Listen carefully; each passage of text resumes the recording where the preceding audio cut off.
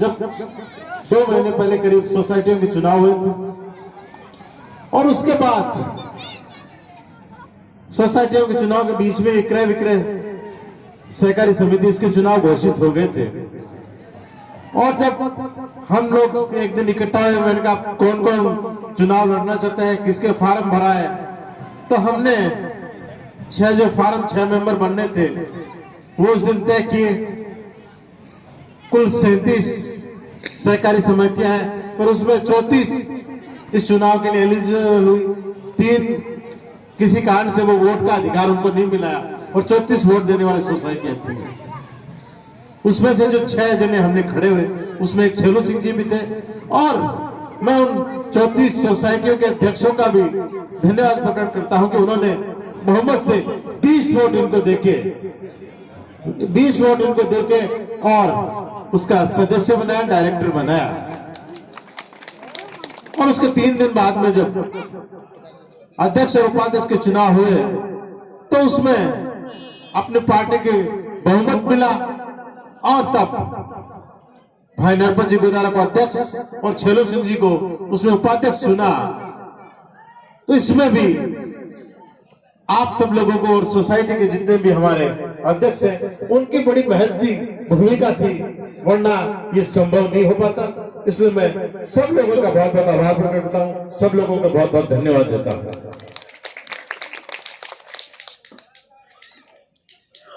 आज का जो ये कार्यक्रम रखा तो फिर कहा कि अब 2-3 दिन में कार्यक्रम रखते हैं तो भव्य रखते हैं, उसमें बहुत से गांव के विकास कार्य हुए हैं, क्यों न उनका भी साथ में उद्घाटन हो जाए ताकि एक मैसेज आए पूरी तहसील में कि किस तरह से जोगल सर के भाई रूपराम जी कसवा सरपंच प्रतिनिधि जो हैं किस तरह से यह काम कर रहे हैं।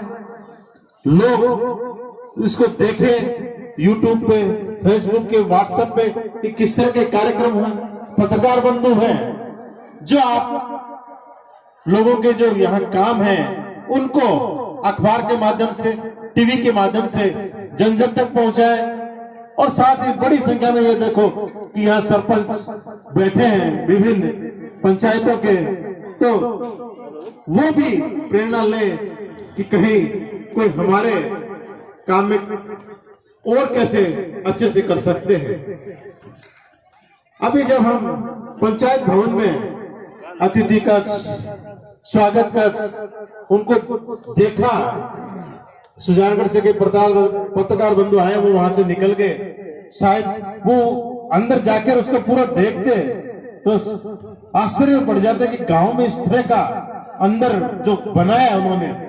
एक बार आप समय मिले तो अभी वहां जाके देखना या फिर कभी आओ तो जाके देखना कि किस तरह से उन्होंने अंदर काम किया है। बहुत ही शानदार, आप देखोगे तो पता चलेगा। तो आज इस तरह जो काम हुए हैं उनके लोकार्पण के लिए जो सबसे पहले जो स्कूलों में कमरों की जो समस्या थी कि रूपराज बार बार बताते हैं कि हमारे कमरों की समस्या है, सीनियर स्कूल है, पुराना स्कूल है, पुराने तरह के छोटे कमरे मैंने इनकी व्यवस्था करो। तो एक कमरा आप लोगों ने अपने दानदाताओं की मदद से बना, 3 कमरे संस्था के द्वारा, शिक्षा विभाग द्वारा बनाए गए और 2 कमरे डीएम टीम से और स्वीकृत करवाए गए और एक साथ 6 कमरों का आज लोकार्पण आप हुए हैं, ताकि जो ये नन्हे मुन्ने बच्चे बैठे, जो और बच्चे बैठे, उनको पढ़ने के लिए जब नया सत्र शुरू तो अच्छा वातावरण मिले। उससे पहले भी जब चुनाव हो रहे थे उस समय भी कुछ कमरों का माननीय मुख्यमंत्री जी ने वर्चुअल लोकार्पण किया था, जो भी अभी बने थे।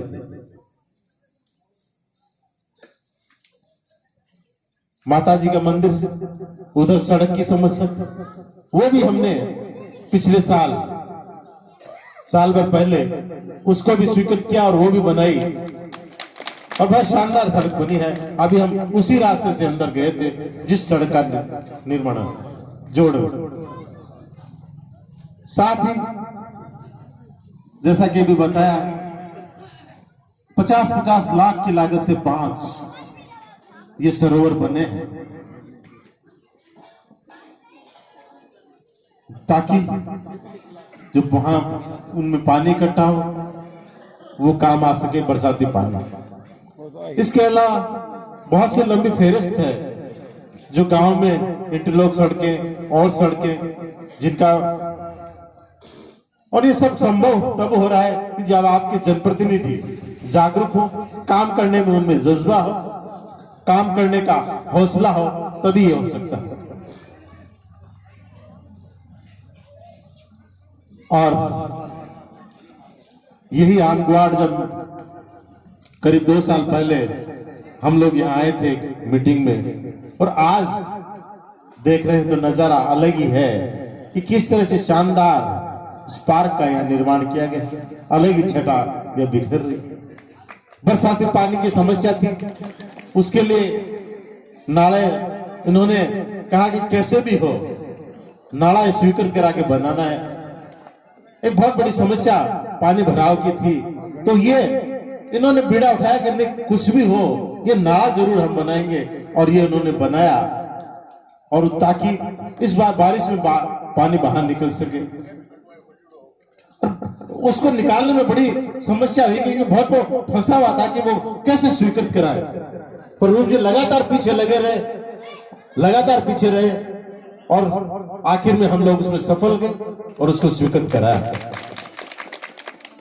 और एक चीज के लिए बहुत पीछे पड़े थे, जब बजट 2022 का आया, क्योंकि 2021 का बजट आया तब तो यहां एक तरह से कोई जनप्रतिनिधि था नहीं, आचार संहिता का वो समय था, और 2022 का बजट आया तो उन्होंने पहले से कह रखा था कि कम से कम मेरे यहाँ एक पीएचसी हो, एक हॉस्पिटल खुलानी है, पर उस समय वो खुल नहीं पाई, और लगातार ये 1 साल से कहा कि और कुछ हुए कि नहीं हुए।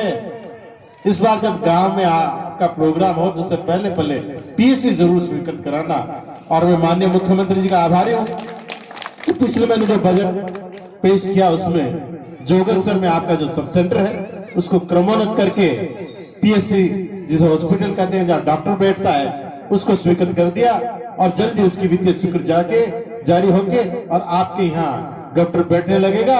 और कितने आप लोग यहाँ के जागरूक हैं, किस तरह आपके लोग हैं कि स्वीकृत होते ही भामाशाह आगे आए और उन्होंने उसके लिए जमीन भी दे दी। मैं उनका भी बहुत आभारी हूँ, बहुत धन्यवाद देता हूँ कि उन्होंने पहले से मुहिम छेड़ दी कि जब भी स्वीकृत हो मैं मेरी जमीन देने के लिए तैयार हूं ताकि यहाँ अच्छे से अस्पताल बने। उनको भी मैं बहुत बहुत धन्यवाद देता हूं। और इस अस्पताल के लिए तो वास्तव में बहुत संघर्ष करना पड़ा जो बोल सके, क्योंकि ये भी बजट का पहला सत्र निकल गया पर उसमें आई नहीं जोगलसर के अस्पताल। तो उसके लिए मैंने कहा आप तो मामला विचित्र हो गया, गांव जाएंगे कैसे, वादा कर रखा है कि इस बजट में लेके आएंगे दोबारा। मैं मुख्यमंत्री जी कहा, मैंने कहा ये जोगलसर पीएचसी तो आपको निकालना ही पड़ेगा, कुछ भी हो जाए।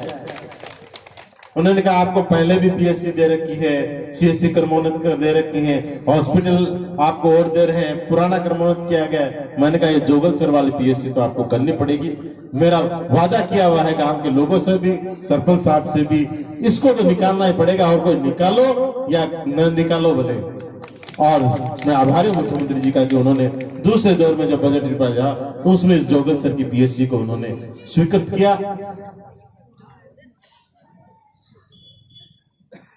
मुख्यमंत्री जी का जहां तक बात आई है, उनकी सोच